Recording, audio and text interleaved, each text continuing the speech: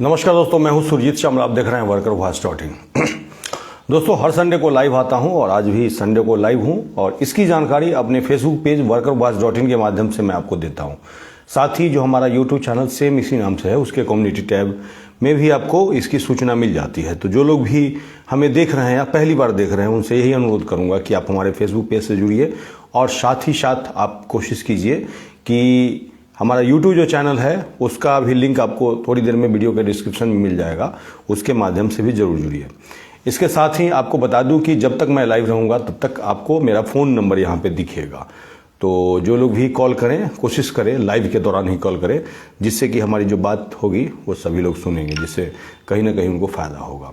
जो लोग भी लाइव जुड़ते हैं उनसे अनुरोध करूँगा कि वीडियो को शेयर कीजिए ताकि अधिक से अधिक लोग तक बात पहुँच सके और साथ ही जो लोग भी ज़रूरतमंद हैं कम से कम उन तक इन्फॉर्मेशन पहुंचे और वो चाहे तो बात कर सकते हैं। मैं आपको सहारा इंडिया के बारे में जानकारी दे सकता हूं, कहीं प्राइवेट नौकरी जॉब करते हैं वहां के बारे में आप पूछ सकते हैं मुझसे।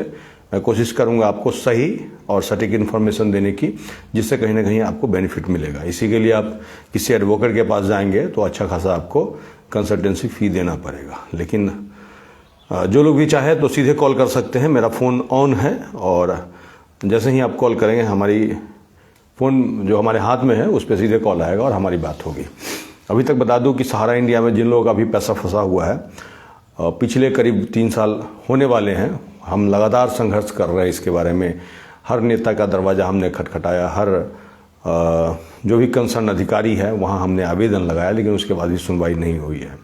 उसके बाद हमने अभी फैसला लिया है कि जो मोहद्दीनगर विधानसभा क्षेत्र है, जहाँ से कि हमने इस मामला को उठाया था धमोन से, तो वहीं से मैं अभी बिहार विधानसभा चुनाव निर्दलीय लड़ूंगा और कोशिश करूंगा कि अगर आप लोग का सपोर्ट मिलता है और कल को मैं विधानसभा में जाऊंगा तो अलग अलग जो मुद्दे हैं, जो जिसमें कि सबसे पहले सहारा इंडिया का मामला है, उसके अलावा जो हमने पहले ही बता रखा है आपको कि भूमि सर्वे में जो गड़बड़ी हो रही है, जिससे कहीं ना कहीं आपको आने वाले समय में काफ़ी नुकसान है, जिसके बारे में भी पीछे बताया और भी कई मुद्दे पे हम लगातार संघर्ष कर रहे हैं।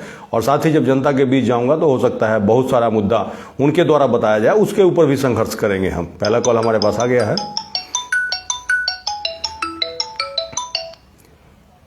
हेलो, एक मिनट रुकिए, स्क्रीन थोड़ा सा पता नहीं डार्क हो जाता है अपने आप। हाँ बताइए सर। नमस्कार जी। नमस्कार सर जी, वो सहारा इंडिया के पैसों का जो अभी दोबारा से चलाई है, क्या कुछ मिलने की उम्मीद है क्या सर? दोबारा से क्या आई है? सहारा इंडिया के जो पैसे दोबारा से नहीं चला है कि दोबारा रीसबमिट करो, ऐसा कुछ चला है, तो कुछ मिलने की उम्मीद है क्या सर इनकी? अब देखिए, इसके बारे में हम नहीं बता सकते हैं कि मिलने की उम्मीद है कि नहीं, क्योंकि जो लोग भी रिक्लेम किए हैं, हाँ, मतलब जो लोग भी रिक्लेम किए हैं उनसे हम मिले हैं, ठीक है। अच्छा जी। मुझे एक मोटा मोटी जो जानकारी मिली है, सरकार भी अपना जो डाटा पेश कर रही है, उससे कहीं ना कहीं यही लग रहा है कि 10,000 आदमी में एक आदमी को 20,000 या 30,000 या 50,000 मिला होगा।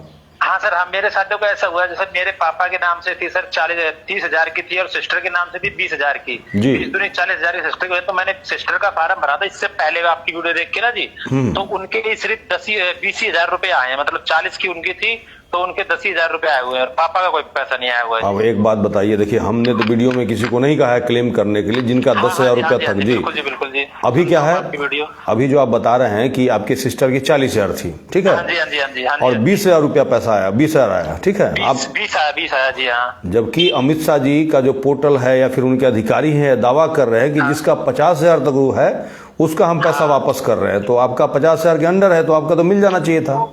हाँ लेकिन हाँ यही तो सर मिला नहीं, लेकिन पैसे भी जो कभी हमारा मूलधन था ना जो जी, सिर्फ वही मिला है अभी। नहीं तो देखिए अब कुछ नहीं आया, लेकिन पापा का सर कुछ नहीं आया, जो पापा का मैंने करा था ना जी, उनका कुछ नहीं आया अभी। अब यही तो क्लियर नहीं है सरकार की तरफ से, मूलधन देंगे, ब्याज कितना देंगे, कुछ भी क्लियर नहीं है, समझ रहे हैं। तो मैं इसीलिए आपकी वीडियो देख के ना जी, इसीलिए मैं रुका हुआ था। एक ही का किया मैंने, मगर एक का भी सिस्टर वगैरह देख लेता हूँ और बाकी जैसे वीडियो में आप बताते रहते ना जी, उसी हिसाब से मैं देख के फिर करता हूँ। अब देखिए, सरकार इसके बारे में कोई भी सूचना पब्लिकली जारी करेगी तभी तो हम बता पाएंगे ना। जी, अब वही तो सरकार ने नोटिफिकेशन ही जारी नहीं किया, समझ गए। हाँ ये तो आपकी बातें सुनी थी, नोटिफिकेशन कोई नहीं दिया, फिर आप बताते हैं कि आरटीआई लगाइए, मतलब अपनी तरफ से कुछ बताने को तैयार नहीं है। तो अब देखिए, आरटीआई के बाद भी जवाब नहीं दे रहे हैं तो कहीं ना कहीं सरकार की नीयत में खोट है, समझ रहे हैं। हाँ जी, वो तो है जी। तो जब तक पूरे देश का जो जनता है हाँ जी, वो जोर नहीं लगाएगा कुछ नहीं होगा। अभी कितना अच्छा मौका आया था लोकसभा चुनाव, समझ रहे हैं। हाँ जी, बिल्कुल जी, बिल्कुल जी, अब बिल्कुल। एक ही आदमी बैठा रहेगा और जिस सरकार के अंदर में ये सारा घोटाला हुआ, समझ रहे हैं। हाँ जी, हाँ जी। कुछ लोग ये कहते हैं कि पहले से घोटाला चल रहा था, लेकिन 2012 में सुप्रीम कोर्ट का जजमेंट आया था, पैसा देने की बात थी। हाँ जी, उसी पैसा दिलाने के लिए उसको जेल में डाला गया था, ठीक है। हाँ जी, बिल्कुल जी, हाँ जी। 2014 में जेल गए थे सुब्रत राय, उसके बाद सरकार बदलती है, फिर उनके अच्छे दिन आ जाते हैं, जी, ठीक है। जी सर। और कहाँ से बोल रहे हैं आप? मैं सर सोनीपत हरियाणा से बात कर रहा हूँ सर। जी जी जी। देखिए, हमारे पास अगर कोई भी सूचना आती है, समझ रहे हैं, हाँ जी, हाँ जी, हाँ तो जी। हम बताएंगे, सरकार के माध्यम से ही आएगी। कई लोग मुझसे पूछते हैं कि पैसा कब तक मिलेगा, तो ये सवाल का जवाब तो सरकार देगा ना, है कि नहीं। हाँ जी, हाँ जी। सरकार अगर कुछ बोलेगा, हमको कहीं से सूचना मिलेगी तो हम आपको बताएंगे कि सरकार ने ये कहा। और अगर सरकार झूठ बोल रहा होगा, हमको लगता है झूठ बोल रहा है, तो हम आपको बताएंगे कि भैया हमको लग रहा है कि झूठ बोल रहा है कि नहीं। बिल्कुल सर, बिल्कुल जी। ठीक है जी, जुड़े रहिए हमारे साथ और लोगों को भी शेयर कीजिए, ठीक है। आपके साथ देखता हूँ जी, आपकी वीडियो सारी देखता हूँ, और जो भी जैसा होता है ना, इसीलिए मैंने सिर्फ एक स्ट्राइक किया, तो मैं कहा चलो बता दो तो सर को भी, अगर जब कभी बात हो जाती है तो बता दो कि आपकी नॉलेज में पड़े कि हाँ कितने पैसे दिए जा रहे हैं। नहीं, वो तो सरकार भी कह रही है कि 11 लाख लोगों को पैसा दिया गया है 1 करोड़ 21 लाख में, समझ रहे हैं। हाँ जी, हाँ जी, हाँ जी। लेकिन अब ये देखिए ना, 1 करोड़ 21 लाख में 11 लाख को अगर मिला भी तो पता भी नहीं चल रहा है, ठीक है। कुछ नहीं जी, बिल्कुल जी। ओके, जी, ठीक है जी, ठीक है, ठीक है सर, ठीक। ओके। अब ये देखिए, ये कह रहे हैं कि इनका एक आदमी का पैसा मिला, एक आदमी का नहीं मिला।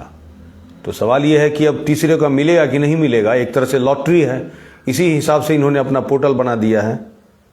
हेलो, एक सेकंड। हाँ हेलो, हाँ वर्कर वॉइस से बोल रहे हो? हाँ जी, हाँ जी, हाँ सर, से बात करनी थी। हाँ बोल रहा हूँ। हाँ सर, मैं ओम प्रकाश कुशवाहा बोल रहा था। हाँ, कहाँ से? महाराष्ट्र से। जी बोलिए। जी सर, आपका पहले तो धन्यवाद, आपने आवाज उठाया, जी जी काफी लोगों को जागरूक किया। जी जी, धन्यवाद।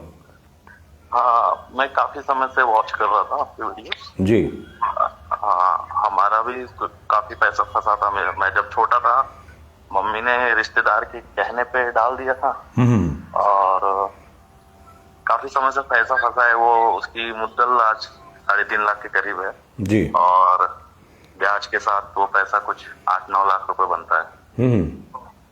तो हमने रजिस्ट्रेशन तो मैंने नहीं किया, क्योंकि जो बातें आप बता रहे थे वो सही भी है। मैं भी अभी पढ़ा लिखा हूँ जी जी। तो विदाउट नोटिफिकेशन कोई फॉर्म भी नहीं भर सकते, तो इतना बड़ा रजिस्ट्रेशन कैसे करते। वो तो बात सही बात है आपकी। बट अभी आगे का कुछ जरिया सॉल्यूशन समझ में नहीं आ रहा, क्या करे। अब देखिए, आगे का बहुत अच्छा मौका आया था लोकसभा में, ठीक है। लोकसभा में हमने तो जितना हमसे बना हमने तो किया, बट मेजोरिटी ऑफ कैसे मेंटालिटी अलग है सर, क्या बताया। नहीं, लेकिन देखिए, धीरे धीरे लोगों के अंदर जागरूकता जब आएगी, समझ रहे हैं, क्योंकि मैं ये दावे के साथ कह सकता हूं कि सहारा जो प्रमुख है या जो भी है, थोड़ा सा अगर मोबाइल का स्पीकर ऑन कर रखे तो बंद कर दीजिए, मुझे आवाज मेरी ये हो रही है, इको हो रही है, ठीक है। तो होगा क्या कि अभी जो प्रॉपर्टी है उसका देश के अंदर ही है। अच्छा। हाँ, तो प्रॉपर्टी जब तक देश के अंदर है तब तक आपका पैसा मिलने का चांस है, और जिस दिन आप लोग चुप हो जाइएगा उस दिन टाटा बाय बाय, फिनिश हो जाएगा। तो प्रॉपर्टी अभी है उनके अंडर में, बट उसके अगेंस्ट एक्शन कुछ भी लिया नहीं जा रहा है। तो भैया देखिए, जिस सरकार के अंदर में घोटाला हुआ वो एक्शन क्यों लेंगे, सो बताइए। हाँ, और जो जज भी अपॉइंट किए हैं वो भी कुछ क्या कर रहे कुछ समझ में नहीं आ रहा। जबकि मैंने तो आरटीआई लगा करके भी पूछा है कि क्या क्या डिसीजन लिए हैं, उसका भी कॉपी नहीं दे रहे हैं ये लोग, उसका भी हमने कंप्लेन कर रखा है, ठीक है। तो जज साहब तो रिटायर हैं, ठीक है। तो जज साहब रिटायर हैं तो उनका कम से कम पता उता तो देना चाहिए था ना पोर्टल पे, कि कोई भी आपको सुझाव हो, शिकायत हो तो इनको मेल कीजिए, ठीक है। तो आपके हिसाब से मतलब अभी हमें, मुझे तो लगता है वेट करना चाहिए। हाँ बिल्कुल, क्योंकि फिर भी जैसे ऐसा तो नहीं होगा कि हम सोच रहे कि अभी वो नोटिस डालेंगे, लेकिन फिर वो फॉर्म जो फिल कर रहे हैं वो प्रोसेस ही बंद करवा दे और कह दे कि कोर्ट के सामने हम इतने समय से ओपन रखा था, किसी ने क्लेम नहीं किया। नहीं तो ओपन, एक मैं तो बता रहा हूँ 1,21,00,000 लोगों ने क्लेम किया पहले पोर्टल पे, ठीक है। हाँ, उसमें इन्होंने 1,19,00,000 का रिजेक्ट कर दिया। हाँ, कल को ये कुछ भी कह सकते हैं, कोई बड़ी बात नहीं है, समझ रहे हैं। और आप 8 लाख रुपया आप क्लेम भी कर दीजिएगा तो आपको 8 लाख रुपया थोड़े दे देंगे। 10, 20,000, 30,000, 40,000 मान लीजिए दे देंगे, उसके बाद का पैसा कब देंगे पता ही नहीं है। और वही बात, एक बात और था, जैसे मेरे मम्मी ने 2000 जो पहले सहारा हाउसिंग का कुछ 2011-12 में आता था, तो उस समय कुछ डाला था, तो उन्होंने कन्वर्ट करके उसको कन्वर्ट करते गए और लास्ट में उसको पॉइंट के रूप में देते गए। तो वो पॉइंट वाइंट देखिए, पॉइंट वाइंट जितना है ब्याज वाज सारा गायब कर दिया, समझ रहे हैं। हाँ। और अभी जब वो क्लेम करने जाते हैं तो वो कहते हैं कि मुद्दल लिखो खाली। हाँ वही ना, तो पहले वाले जितने पॉइंट में आपने कन्वर्ट किए वो पैसा किधर गया? वही बात है ना। अब 10 साल पहले आपने 10,000 रुपया जमा किया और वो 10 साल पहले की जो स्लिप है वो तो आपने जमा करवा लिया वहाँ पे। हाँ, वो टाइम मतलब वो तो पूरा घपला कर दिया आपने, टोटली फ्रॉड है वो। तो इसीलिए तो मैं फर्जीवाड़ा क्यों कहता हूँ, इसीलिए तो कहता हूँ फर्जीवाड़ा। और सरकार के नाक के नीचे हुआ है, सरकार के मिली भगत से हुआ है। हाँ, उन्होंने तो हमारा अगर वो नॉर्मली कुछ ना कर रहे वैसे भी बैंक में रखा तो उन्होंने डबल टिबल तो कमा ही लिया पैसा उन्होंने हमारे इससे, और हमको हमारा मुद्दल देने तक तरसा रहे हैं। आप ये देखिए ना, आप पढ़े लिखे हैं तो इस बात को समझ रहे हैं, लेकिन जो लोग पढ़े लिखे कम हैं वो ये सोच रहे हैं कि उसको तो पैसा मिल गया, लेकिन भैया कितना में कितना मिला ये तो देखिए। हाँ, और वो हमारे रिलेटिव ही फंसाए हमें। सही बात है। अब चेहरे से बात तक नहीं करते, ऐसा लग रहा है कि हमारे ऊपर एहसान किए हम, यानी हम उन्होंने गलती नहीं की, हमने गलती की है, जबकि ये जब लेना था तब वो चापलूसी कर करके लेवा। सही बात है, सही बात है। लेके गए घर से। अभी भी मौका मिलेगा तो अभी भी ठग लेंगे आपको। हाँ, अभी शायद फिर से यहाँ पे नागपुर में ब्रांच चालू हो गई है। हाँ, तो वो लोग ठगेगा, देखिएगा। लोग अगर जागरूक फॉर्म भरने के हिसाब से कि ये फॉर्म भरिए वो फॉर्म भरिए। हाँ, तो भैया हम तो लोगों को जागरूक कर सकते हैं। हेल्पलाइन नंबर दिया है जो गवर्नमेंट की जो वेबसाइट है, वहाँ पे जब आप कॉल लगाओगे ना तो गवर्नमेंट के पास कॉल नहीं जाता है, वो सहारा के पास जाता है, सहारा के पास जाता है। बिल्कुल बिल्कुल। इसलिए तो मैं देखिए पोर्टल का भी विरोध इसलिए कर रहा हूँ क्योंकि पोर्टल पूरी तरह से फेल है। और ये जो अमित शाह जी हैं लोकसभा चुनाव को देख करके और लोगों को लॉलीपॉप दिए थे, उसी समय मैंने लॉलीपॉप बोला था इसको। हाँ, कुछ लोगों को पैसा दे करके बाकी का ये पेपर कन्वर्ट करना चाहते हैं, समझ रहे हैं। जब तक आप अप्लाई नहीं किए हैं तब तक इनके झांसे में नहीं आए। घोटाला है, लेकिन कोई आवाज ही नहीं उठा रहा है, ना अपोजिशन कुछ बोल पाता है। बोलते भी है तो वो ठोस सबूत के साथ आप मुद्दा लोकसभा में वो रखिए वहां पे, तो वो देखिए हम तो कोई मुद्दा रख ही नहीं पाता है। हम तो देखिए हम तो मतलब बातों में घुमा दिया जाता है कि हम कर रहे हैं, ये कर रहे हैं। हम तो के साथ रखिए जी, हम तो देखिए कई नेताओं को दिया, फाइल भी दिया, मेल के थ्रू भी दिया, ठीक है। हाँ, उसके बाद भी नहीं बोलना चाहते हैं। ठीक है जी, समझ में नहीं आ रहा सर क्या करें। खैर लग रहा है कि भूल जाए क्या, या फिर नहीं देखिए प्रयास नहीं छोड़ना चाहिए, अंतिम तक प्रयास करते रहना चाहिए, कुछ ना कुछ होगा जरूर, ठीक है। मैं भी इधर कोशिश कर रहा हूँ। और यहाँ पे हमारा महाराष्ट्र साइड में कुछ हलचल ही नहीं दिखता है, तो मतलब ऐसा लगता है कि भूल गए सब। ऐसा क्यों सोचते हैं जो कोई और आकर के आपका पैसा दिला लेगा? आपका पैसा है, आप प्रयास शुरू कीजिए। कोशिश कर रहे हैं, लेकिन वही है ना सर, एक की आवाज कहाँ तक जाएंगी?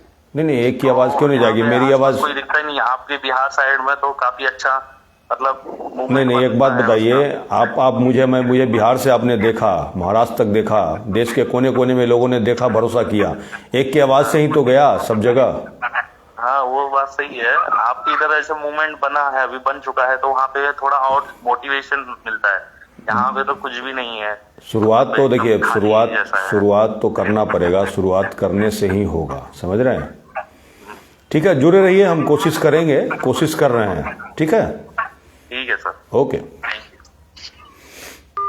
देखिए सबसे बड़ी बात है कि लोगों का पैसा अब नहीं फंसना चाहिए, क्योंकि अब अगर फंसेगा तो आपकी खुद की गलती है।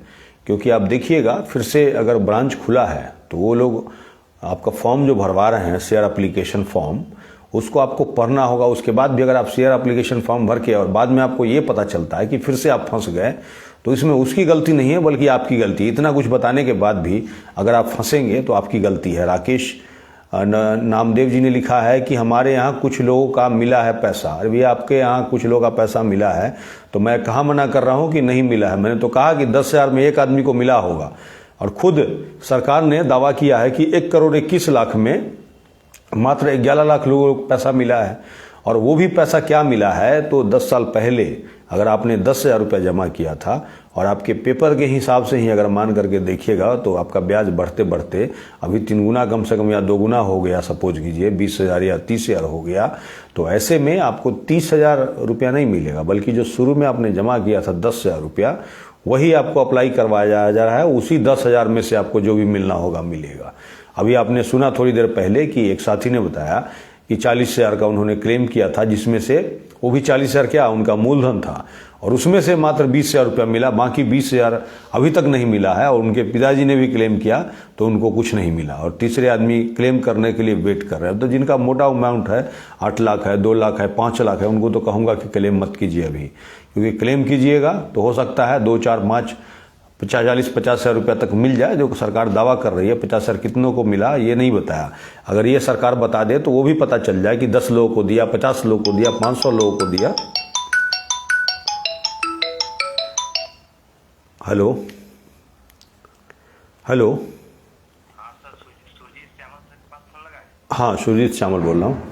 हाँ सर, से जैसे कि अगर जो फाइनेंस वाला ऐसा कंपनी है जो किस्ती वाला जो गांव में पैसा बांटते हैं, कहाँ से बोल रहे हैं पहले ये बताइए। हाँ जी, उत्तर प्रदेश से बोल रहे हैं। उत्तर प्रदेश से, नाम बता दीजिए। विवेक कुमार। हाँ विवेक जी बताइए अब। हाँ सर, जैसे प्राइवेट नौकरी के बारे में जानकारी लेना था। हाँ बोलिए।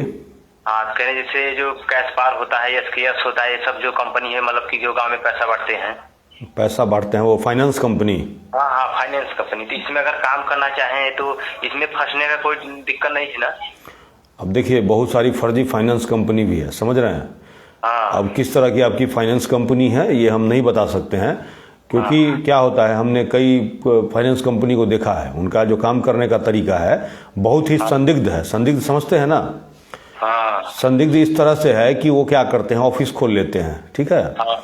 ऑफिस खोल करके लोन देना शुरू करते हैं, और लोन देते देते वो पैसा भी जमा कराना शुरू कर देते हैं, और कई मामले में देखा गया है कि फिक्स डिपॉजिट भी कराना शुरू कर देते हैं। जबकि अगर सरकार से, अगर वो सही भी हैं तो सरकार से जो लाइसेंस लिया होता है तो लोन देने के लिए लिया होता है, और वो बैंक खाता भी खुलवा लेते हैं, फिक्स डिपॉजिट भी करने लगते हैं, और कल के डेट में कुछ गड़बड़ भी कर जाते हैं, समझ रहे हैं। तो सारा कुछ देख करके समझ करके नौकरी करते हैं, कोई बात बड़ी माने कोई गलत नहीं है। लेकिन अगर ये सब गड़बड़ हो रहा है और उसमें आप फंसिएगा तो कल को आप लोकल होइएगा तो आप ही के ऊपर सबसे पहले गाज गिरेगा, है कि नहीं? क्योंकि ये लोग क्या कर रहे हैं, मैंने अभी देखा है कि वो जो समूह वगैरह चल रहा है उसमें भी इस तरह का हो रहा है। क्या करते हैं, बैंक अकाउंट से तो लोगों के अकाउंट में पैसा दिलवा देते हैं, और दिलवाने के बाद उसका पैसा अपने पास रख लेते हैं, अपने एजेंट के माध्यम से पैसा वसूल करके रख लेते हैं। तो ये सब जांच परख लीजिए, उसके बाद ही कीजिएगा। हाँ, नहीं तो फिर आप अगर लोकल रहिएगा तो पब्लिक तो आपको जानेगी ना। पब्लिक पकड़ेगी। पब्लिक पर देखिए, सहारा का देखे ही हैं आप, है ना? सहारा वाला तो देखिए बहुत सारा काम, वो कितना पैसा देते हैं नहीं देते हैं, क्योंकि वो लोग ज़्यादा पैसा देते हैं। अगर आपके थ्रू किसी को फंसाना है ना तो आपको ज़्यादा कमीशन देंगे, ज़्यादा पैसा देंगे, क्योंकि उनको कोई नहीं पहचान रही है, लोकल आप हैं, आपको पहचान रहे हैं। ठीक है, तो हम तो आपको यही सुझाव देंगे। ठीक है, ठीक, ओके जी, ठीक, धन्यवाद। एक साथी ने कमेंट्स किया, उनका कमेंट्स कहाँ चला गया, मैं देख लेता हूँ एक बार, मुझे दिख नहीं रहा है। खैर मैं कोशिश करूंगा, अगर मुझे कमेंट्स का एक बार फिर से दिख जाए तो मैं उसका रिप्लाई देने की, जो लोग भी हमारे साथ जुड़े हुए हैं कॉल कर सकते हैं। और साथ ही मैं उनसे यही निवेदन करूंगा कि वीडियो को अधिक से अधिक शेयर कीजिए, ताकि अधिक से अधिक लोग तक जानकारी पहुंचे, और जो लोग भी ज़रूरतमंद हैं वो कॉल कर सकते हैं। मैं बात करूंगा आपसे। Hello, 1 second, 1 second. हाँ हेलो, नहीं आपकी आवाज क्लियर नहीं आ रही है। जी, हाँ बोलिए। उत्तराखंड से कह रही हूँ भैया, मैं हरिद्वार से ना। जी जी। भैया मैं SBI गेस्ट हाउस में काम करती हूँ और मेरे को ना 22 साल हो गए ना यार। पहले हमको इन्होंने स्किल्ड 4 आदमी है हम काम करने वाले। अच्छा। पहले हमको ना भैया स्किल्ड में डाल रखा था, अब इन्होंने अनस्किल्ड में डाल दिया हमको। क्या ये सही करा है भैया इन्होंने? नाम क्या हुआ आपका? मेरा नाम अनीता है जी। अच्छा अनीता जी, ये बताइए स्टेट बैंक के किस में काम कर रहे हैं आप? गेस्ट हाउस में। गेस्ट हाउस में? ये सुबह 6 बजे से ड्यूटी है भैया, रात 10:30 बजे तक की ड्यूटी है। इतना ड्यूटी क्यों करते हैं आप, ये बताइए। भैया इन्होंने रहने के लिए दे रखा ना, दोनों हस्बैंड वाइफ है जी हम। अच्छा अच्छा।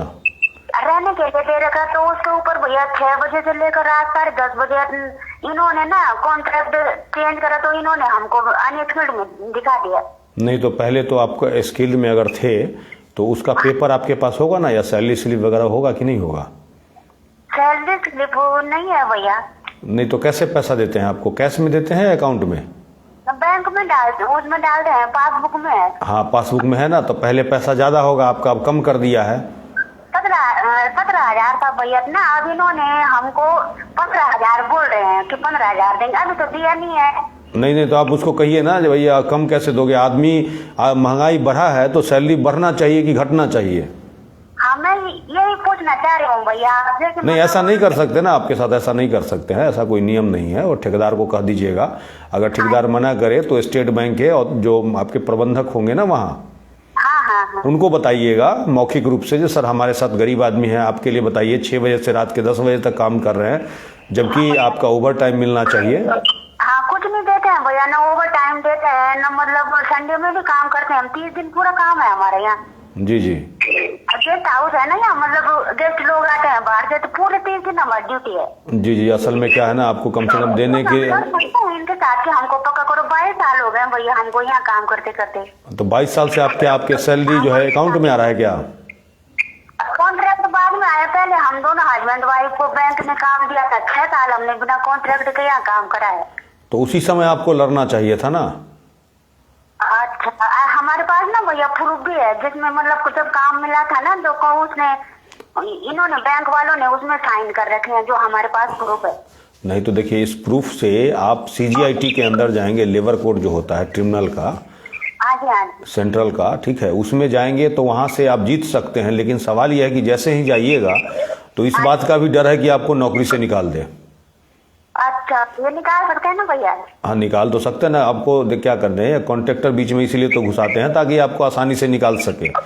लेकिन फिर भी अगर आप कल को जीत जाइएगा, आप पहले वाला जो प्रूफ आप रखे हुए हैं, हाँ वो हमारे पास है। हाँ तो उसके आधार पे आप जीत सकते हैं कल को। लेकिन आपको ये देखना होगा कि बीच में अगर निकाल दिया तो फिर आपका परिवार कैसे चलेगा।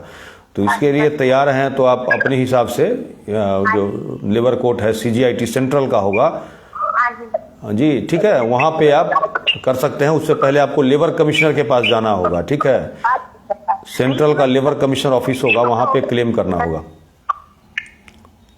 ठीक है। ओके जी। जैसे हम लड़ेंगे ना भैया तो खर्चा कितना आता होगा भैया? नहीं देखिए, जो कोर्ट में कोई फीस नहीं लगता है, लेकिन अगर वकील वगैरह रखिएगा तो वो अपना फीस लेगा, समझ रहे हैं। अच्छा। लेकिन यही है कि अगर नौकरी से निकाल दिया तो और मुश्किल हो जाएगा आपके साथ, कहीं आपके पास होगा भैया ना जी। मुश्किल तो होगा भैया हमारे लिए बहुत, हमारे बच्चे भी साथ में हैं, बच्चे बड़े हो गए हैं। जी जी, तो उसको देख लीजिए, उसी हिसाब से कीजिएगा। ऐसे आप मैनेजमेंट से मांग कीजिए, कहीं आपको परमानेंट ऐसे ही कर दे। कई बार अच्छे लोग होते हैं वो करके चले जाते हैं।